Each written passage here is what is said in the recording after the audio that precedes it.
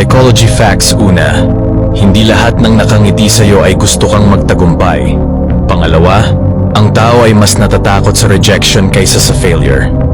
Pangatlo, kapag napapalibutan ka ng toxic na tao, unti-unti mong nawawala ang tiwala sa sarili mo. Pang-apat, ang taong palaging nagbibiro ng okay lang ako ay kadalasang pinaka-broken.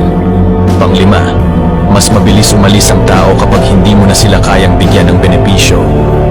Anim, ang mga tao ay mas naaakit sa mga taong hindi nagpapakita ng interes sa kanila. Pito, mas madaling magpatawad kaysa makalimutan. Walo, kapag sobrang bait mo, madalas kanilang sinasamantala. Siyam, mas madaling maniwala ang tao sa kasinungalingan kapag maraming beses itong inuulit. 10, ang inggit ay madalas nagmumula sa mga taong pinakamalapit sa'yo.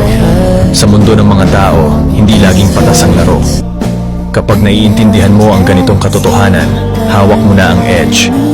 Tandaan mo, ang bawat emosyon nila ay pwedeng maging sandata mo, kung alam mo lang kung paano ito gamitin.